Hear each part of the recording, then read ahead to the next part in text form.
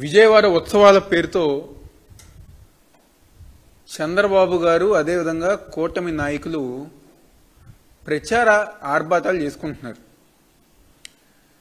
ఏదో చంద్రబాబు గారు అధికారంలోకి వచ్చిన తర్వాతే ఈ రాష్ట్రంలో మరీ ముఖ్యంగా మా విజయవాడ ప్రజానికం ఏదో సంతోషంగా ఉన్నారని చెప్పని, ఆయన వచ్చిన తర్వాతే ఏదో ఉత్సవాలు జరుగుతున్నాయని చెప్పని, సంబరాలు చేసుకుంటున్నారని చెప్పని ఒక బిల్డప్ స్పీచ్ నిన్న ఆయన ఉత్సవాల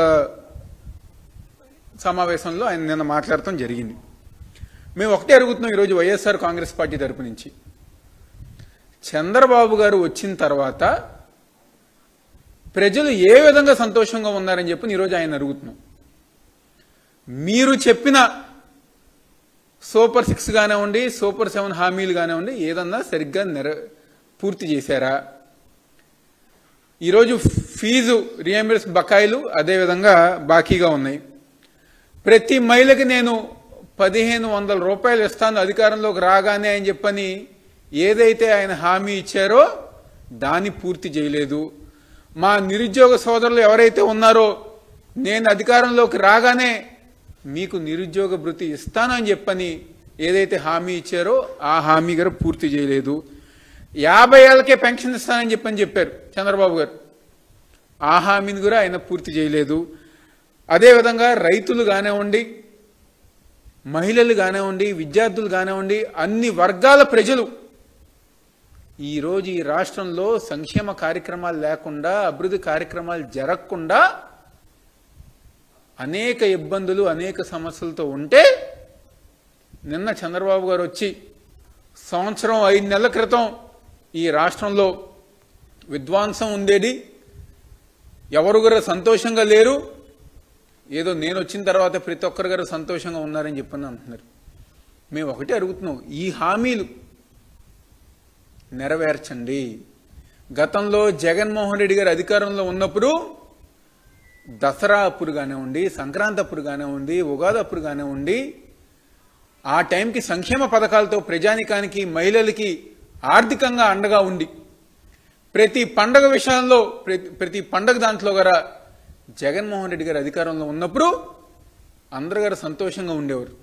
మరీ ముఖ్యంగా మా విజయవాడ నగరంలో అయితే మేము చేసిన జగన్మోహన్ రెడ్డి గారు ఒక నాయకత్వంలో చేసిన అభివృద్ధి కార్యక్రమాల వల్ల ప్రజానికం అరే మా ప్రాంతంలో ఎంతో అభివృద్ధి చెందిందని చెప్పి సంతోషంగా ఉన్నారు. ఈరోజు మీరు వచ్చిన తర్వాత కేవలం ఈవెంట్ మేనేజ్మెంట్గా, ఈవెంట్ మేనేజర్గా మీరు ముందుకెళ్తాం గారే జరుగుతుంది. ఈరోజు ఈ రాష్ట్రంలో విద్య పరంగా ఎవరన్నా సంతోషంగా ఉన్నారా? వైద్యం పరంగా ఎవరన్నా సంతోషంగా ఉన్నారా? లా అండ్ ఆర్డర్ ఈరోజు మేము ఉన్నప్పుడు, జగన్మోహన్ రెడ్డి గారు ఉన్నప్పుడు ఈరోజు పోలీసు వాళ్ళతో ఎక్కడ గారు ఎటువంటి ఇబ్బంది లేకుండా పరిపాలన చేశాం. కానీ ఈరోజు మీరు వచ్చిన తర్వాత తప్పుడు కేసులు, అబద్ధపు కేసులు, లేకపోతే కొత్తగా సోషల్ మీడియా కేసులు అని చెప్పని ఈరోజు ప్రజానికాన్ని మీరు అందరూ గారు ఇబ్బంది పెట్టారు. అంటే వీళ్ళ పరిపాలన ఎలా ఉంటుందంటే అన్నీ గారా బలవంతపు బాగా రుద్దుతారు కదా జనాల మీద, ఆ విధంగా రుద్దుతారు. గతంలో మనం చూసాం అనంతపూర్లో ఏదో సూపర్ 6, సూపర్ 7 వల్ల ప్రజలందరూ గారు సంతోషంగా ఉన్నారు, అది సూపర్ హిట్ అయిందని చెప్పని చంద్రబాబు గారు చెప్పారు. ఎక్కడ ఉన్నారు అంటే మీ డబ్బా కొట్టుకోవటం కోసం నిన్న విజయవాడ ఉత్సవాల్లో మీరు ఉపయోగించుకున్నారు. నిన్న ఆయన మాట్లాడుతున్నారు, మహిళలకి ఉచిత బస్సు ఇష్టం వల్ల మహిళలు అందరు గారు దర్శనానికి వచ్చారని చెప్పని. అంటే ఏంటి? మా అమ్మవారి దర్శనానికి 100 సంవత్సరాల నుంచి మహిళలు కానివ్వండి, పెద్దవాళ్ళు కానివ్వండి, ఉమ్మడి ఆంధ్రప్రదేశ్ రాష్ట్రంలో ఉన్నప్పుడు కానివ్వండి, లేదా దేశ విదేశాల నుంచి లక్షలాది మంది భక్తులు ప్రతి సంవత్సరం గారు వస్తారు. ఏదో మీరు ఉచితంగా ఏదో బస్సు ఇచ్చారని చెప్పని నిన్న మీరు మాట్లాడతాం ఇంతకన్నా సిగ్గుచేటి విషయం ఇంకేదైనా ఉందా అని చెప్పని ఈరోజు చంద్రబాబు గారిని అదేవిధంగా కూటమి ప్రభుత్వాన్ని మేము అందరం గారు అడుగుతున్నాం. ఈరోజు అలేదో చెప్పుతున్నారు, గతంలో ఎప్పుడు గారు లేదు ఉత్సవాలు, ఏదో మేము వచ్చిన తర్వాత కొత్తగా కనిపెట్టామని చెప్పని. ఒక్క విషయం చంద్రబాబు గారు కానివ్వండి, లేకపోతే కూటమి నాయకులు తెలుసుకోవాలి, ఉత్సవాలు అనేది మీరు కనిపెట్టలా. మా దసరా ఉత్సవాలతో ప్రతి సంవత్సరం గారా ఏదైతే ఉత్సవాలు జరిగినాయో ప్రతి సంవత్సరం గారు మేము చేస్తాం. తుమ్మలపల్లి కళాక్షేత్రంలో కానివ్వండి, సంగీత కళాశాలలో కానివ్వండి, అమ్మవారి ఒక గొప్పతనం తెలిసే విధంగా ఈరోజు ప్రతి ఒక్కరి గారు దాంట్లో ఎవరైతే ఎవరైతే మన నాటక రంగ వాళ్ళు కానివ్వండి, లేకపోతే డ్యాన్స్ వాళ్ళు కానివ్వండి, ప్రతి ఒక్కరి గారు అమ్మవారి భక్తి చాటి చెప్పే విధంగా ప్రతి సంవత్సరం గారు ఉత్సవాలు జరుగుతాయి. ఏదో మీరేదో కొత్తగా వచ్చి ఉత్సవాలు కనిపెట్టాం, లేకపోతే మేము వచ్చిన తర్వాతే ప్రజానికం సంతోషంగా ఉన్నారని చెప్పని సొంత దెబ్బ మీరు కొట్టుకోవటం కాదు. ఈరోజు ఈ ఉత్సవాల పేరుతో మీరు కానివ్వండి, మీ ఎంపీ కానివ్వండి, విజయవాడ ఎంపీ కానివ్వండి, లేకపోతే మీ తెలుగుదేశం పార్టీ కూటమి నాయకులు కానివ్వండి, పెద్ద స్కెచ్ చేశారు. దాన్ని మేము అడ్డుకున్నాం, దాన్ని అడ్డుకోవటానికి మేము ప్రయత్నించాం. ఉత్సవాల పేరుతో ఏదైతే మచిలీపట్నం గొడుగు వెంకటేశ్వర భూములు ఉన్నాయో దాదాపుగా 40 ఎకరాలు, ఆ ఆస్తి విలువ వచ్చేసి 450 కోట్లు ఉంటుంది. దాన్ని మీరు కాజేయాలని చెప్పి చూసిన మాట వాస్తవం కాదా అని చెప్పి ఈరోజు మేము అందరం గారు అడుగుతున్నాం. దాన్ని ఏదో ఒక రకంగా దేవాదాయ భూమిని తీసుకుని దాంట్లో గోల్ఫ్ ఫోర్స్ కానివ్వండి, హోటల్స్ కానివ్వండి, మల్టీప్లెక్స్లు కానివ్వండి, దాన్ని తీసుకుని మీరు పంచాలని చెప్పనే ఒక ఉద్దేశం మీకు వచ్చిందా రాలేదా అని చెప్పి ఈరోజు కూటమి నాయకులను అందరం గారు అడుగుతున్నాం. దాన్ని మేము అడ్డుకున్నాం. గౌరవంగా ఏదైతే కోర్టు వారు మీరు దాన్ని ఎటువంటి లీజుకి ఇవ్వకూడదు, కేవలం ఈ ఉత్సవాలు ఉంటే 50 రోజులు మీరు చేసుకోండి అని చెప్పని దాన్ని అడ్డుకుంది ఈరోజు కోర్టు వారు. దాన్ని ఆ విధంగా మేము వైఎస్ఆర్ కాంగ్రెస్ పార్టీ తరఫున గారు మేము అందరం గారు దాన్ని అడ్డుకోవటం గారు జరిగింది. అదేవిధంగా కేవలం వసూళ్లు,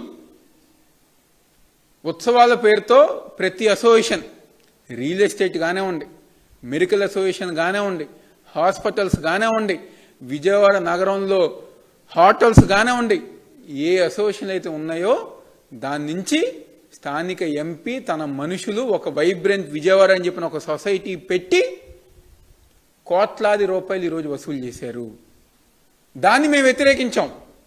మీరు చేసే దొంగ వసూళ్లు, బలవంతపు వసూళ్లు అంటే వాళ్ళు ఏ విధంగా భయపెట్టారంటే, పాపం ఆ రియల్ ఎస్టేట్ వాళ్ళు చాలామంది చెప్పారు సరిగ్గా వ్యాపారాలు లేవు, చంద్రబాబు గారు వచ్చిన తర్వాత మాకు ఎక్కడ వ్యాపారాలు జరగట్లేదు, మమ్మల్ని ఇబ్బంది పెట్టమాకనంటే మీరు గనక డబ్బులు ఇవ్వకపోతే మీ మీద జిఎస్టీ రైట్స్ కానివ్వండి అని చెప్పని గవర్నమెంట్ తరపు నుంచి మిమ్మల్ని ఇబ్బంది పెడతామని చెప్పని వాళ్ళని భయపెట్టిన మాట వాస్తవం కాదా అని చెప్పని ఈరోజు వాళ్ళందరూ అడుగుతున్నాం. దీంట్లో ఎంపీ కానివ్వండి, తెలుగుదేశం పార్టీ నాయకులు కానివ్వండి, వాళ్ళందరూ గారా బలవంతంగా దౌర్జన్యంగా భయపెట్టి మరి కోట్లాది రూపాయలు, దాదాపుగా మా దృష్టికి 70 నుంచి 100 కోట్ల రూపాయలు ఈ దోపిడీ బ్యాచ్ అందరు గారు వసూలు చేస్తాం గారు జరిగింది. ఏమైపోయినాయి ఆ డబ్బులన్నీ? అంటే మీరేదో ఉత్సవాలు చేస్తున్నారని చెప్పని బిల్డప్ ఇచ్చి దొంగ వసూలు చేశారు. ఆ విధంగా మీరు దొంగ వసూలు చేసి ఈరోజు మేమేదో గొప్పగా చేసాం, మేము ఉన్నాం కాబట్టే ఇలాంటి కార్యక్రమాలు జరిగినాయి, గతంలో ఎప్పుడు జరగలేదని చెప్పని పిచ్చి బిల్డప్లు మీరందరూ ఇచ్చుకుంటున్నారు. ఈరోజు విజయవాడ నగరం మేము గర్వంగా చెప్పుకుంటాం. మా విజయవాడ నగరం డెవలప్ అయింది కేవలం జగన్మోహన్ రెడ్డి గారు ఒక నాయకత్వంలోనే. 5 సంవత్సరాలు మా 3 నియోజకవర్గాలు కానివ్వండి, మా ఎన్టీఆర్ జిల్లా కానివ్వండి, మొత్తం ప్రతి చోట కానివ్వండి రోడ్లు, పార్కులు, ప్రతి చోట రోడ్లు పార్కులతో మా నగరాన్ని ఫ్లైఓవర్లు కట్టించి మేము అభివృద్ధి చేస్తాం గారు జరిగింది. రిటైనింగ్ వాల్ కట్టి అభివృద్ధి చేస్తాం గారు జరిగింది. ప్రజానికానికి సంక్షేమ కార్యక్రమాలతో వాళ్ళందరూ గారు సంతోషంగా ఉండే విధంగా, పండగ గారు సంతోషంగా జరుపుకునే విధంగా ఈరోజు గతంలో జగన్మోహన్ రెడ్డి గారు ఒక నాయకత్వంలో మేము ముందుకెళ్తాం గారు జరిగింది. కాబట్టి ఏదైతే మీ దొంగ వసూళ్లు ఉన్నాయో, వ్యాపార సంస్థల నుంచి మీరు చేసిన దౌర్జన్యాలు వసూళ్లు ఉన్నాయో, ఇవన్నీ గారా ప్రజల ముందుకు తీసుకెళ్లే బాధ్యత వైఎస్ఆర్ కాంగ్రెస్ పార్టీ తీసుకుంటుంది. రాబోయే రోజుల్లో ఈ ప్రజానికానికి ప్రతి ఒక్కరి గారు వైఎస్ఆర్ కాంగ్రెస్ పార్టీ అండగా ఉంటుంది. మీరు చేసిన దౌర్జన్యాలు ప్రతి ఒక్కటి గారా ప్రజల ముందుకి మేము తీసుకొస్తాం సందర్భంగా చెప్తూ సెలవు తీసుకుంటున్నాం.